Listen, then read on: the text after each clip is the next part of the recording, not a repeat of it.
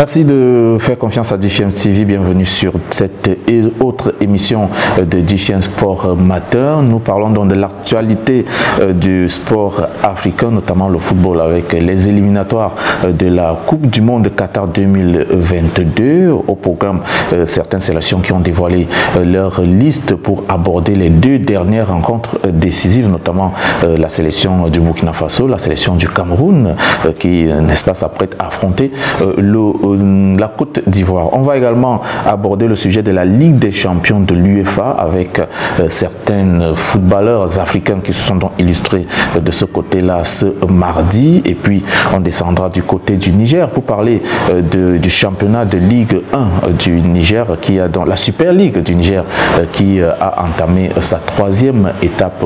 On ne va pas manquer de parler de la Botola 1 du Maroc, bien sûr, avec la 8e journée et puis cette confirmation du Wydad Athletic Club de Casablanca qui, grâce à sa victoire, a donc gardé la tête de ce côté-là. Mesdames et messieurs, abonnez-vous sur YouTube, Facebook ou encore Instagram pour rester, n'est-ce pas, au parfum de l'information sportive sur DFM Sport.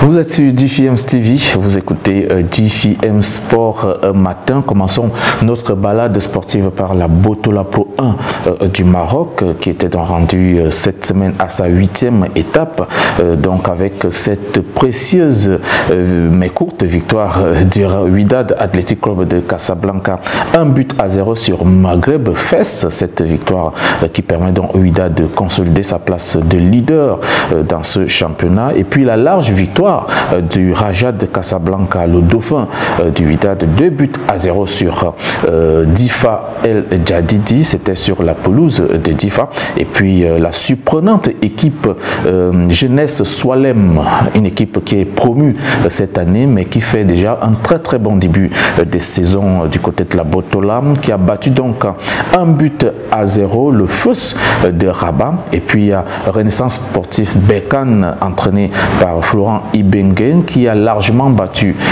IR Tanger 4-1. Le Rapid Wedzen, dernier dans ce classement, qui cherche encore à se frayer un chemin, est tombé à domicile face au Phare de Rabat, 0-3. Et puis il y a quand même aussi cette belle victoire de Shabab Mohamedia, 2-0 sur Hassania Agadir.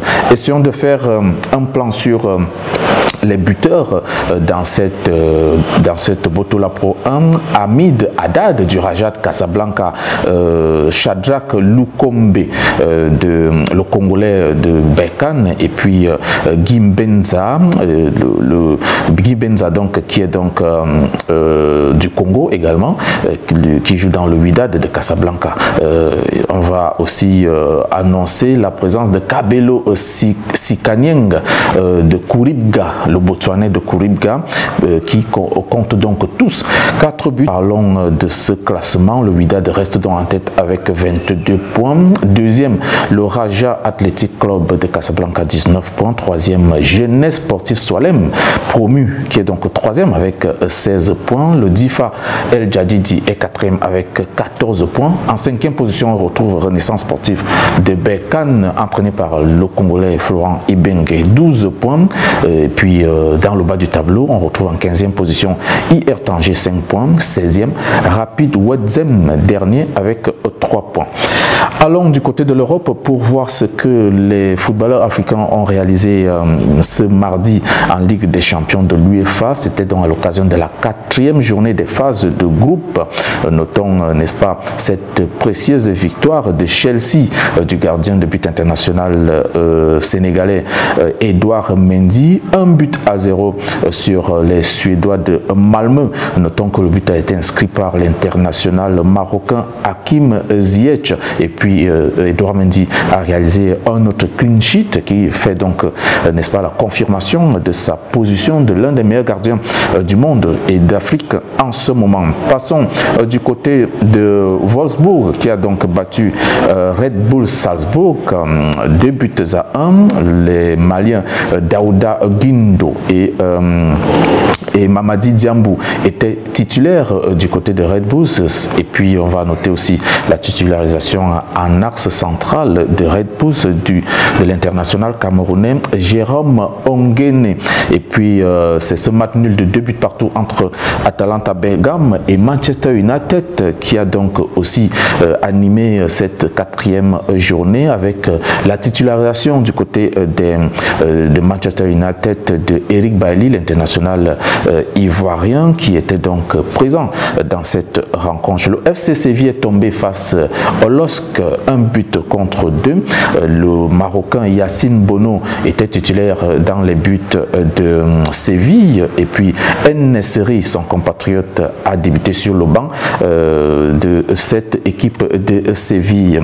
Par contre, Villarreal est venu à bout de Young Boys, 2 buts à 0. L'international camerounais Moumi Ngamale était bel et bien titulaire dans les rangs de Young Boys face à l'Algérien Aïssa Mandi et puis le Nigérien Samuel Chukwueze qui étaient donc tous deux sur le banc du côté de Villar. Et dans le sujet des sélections africaines, chers abonnés, c'est donc n'est-ce pas, quelques sélections qui affûtent déjà leurs armes pour aborder les 2 derniers matchs qualificatifs pour la Coupe du Monde Qatar 2022. Ainsi, le sélectionneur des Lions indomptables du Cameroun, Antonio Conceição, a, n'est-ce pas, convoqué 27 joueurs pour les matchs du 13 novembre face au Malawi et du 16 novembre face aux éléphants de Côte d'Ivoire. On peut noter les retours en sélection du gardien de but de l'Ajax d'Amsterdam, André Onana, qui, n'est-ce pas, revient d'une suspension de la FIFA après des problèmes liés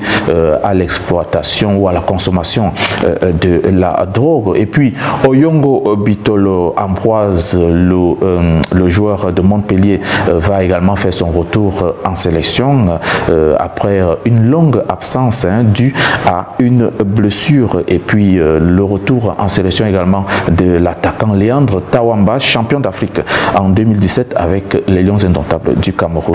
Du côté des étalons du Burkina Faso, le sélectionneur Kamou Malo annonce donc ce jeudi 4 novembre sa liste de joueurs qui vont donc affronter d'un côté le Niger et de l'autre côté les Fennecs d'Algérie dans ce match décisif de ce groupe, un match qui va donc, n'est-ce pas, donner l'issue du représentant de ce groupe pour les barrages. Notons que les 2 équipes sont à égalité, 10 points chacune dans ce groupe, et le match face à l'Algérie à Blida sera extrêmement décisif. Du côté de la Fédération malienne de football, donc notons que le comité exécutif annonce le lancement de la saison sportive 2021-2022 par le biais de la Super Coupe Ben Oumar Sy, qui opposera donc ainsi le stade malien de Bamako à Binga Football Club. Ce sera ce samedi 6 novembre du côté du stade Modibo Keita. Et puis notons déjà que 18 clubs sont engagés pour affronter la Ligue 1 Orange du Mali cette saison, parmi lesquels Joliba Athletic Club, 11 créateurs, Union Sportive Bougouba ou encore USC Kita. On va aussi noter la présence de cette équipe de Yélène Olympique parmi ces équipes qui vont affronter ce championnat. La lutte pour la succession du stade malien de Bamako est donc officiellement lancée et sera rude. Restons au Mali, chers abonnés, pour parler du programme de soutien technique au football féminin malien, avec un festival du football féminin en ligne de mire. Ça sera dans la ville de Bougouni ce 27 novembre. Donc ce programme est financé bel et bien par la FIFA avec le soutien de la Fédération française de football. Donc on a vu, n'est-ce pas, le déplacement du côté de Bougouni d'une délégation conduite par l'expert Abdel Malik Boulegroun pour Bougouni, afin donc d'échanger avec les commissions locales d'organisation de cette compétition, les notabilités et les autorités politiques et administratives de la ville de Bougouni. Bougoni. Au programme dont 200 jeunes filles sont attendues à Bougoni pour prendre part à cet événement pour le développement du football féminin au Mali. Terminons notre balade sportive, chers abonnés, par le Niger avec, n'est-ce pas, cette troisième journée de la Super League du Niger qui a donc eu des résultats assez positifs pour certaines équipes. D'abord, le 0-0 de ce match entre USGN et Akokana Football Club, et puis la victoire de AS Douane 1-0 sur Orana Football Club. Espoir est venu à bout de AS Onidep 3-1, et puis Jeunesse Sportive Tawa est tombé face à ASN Nigelec 0-1. Sahel Sporting Club a battu AS Police 2-1. ASGNN a battu Racing Football Club 1-0. Et puis la défaite de AS Fan 0-1 face à Olympique Football Club. Chers abonnés, merci d'avoir prêté votre oreille attentive à cet autre programme de balade sportive. Restez scotchés sur DFM TV car l'information sportive, la meilleure, c'est ici et nulle part ailleurs. Abonnez-vous, n'oubliez pas, sur Facebook, YouTube ou encore Instagram pour rester au parfum des informations sportives de notre plateforme. Merci.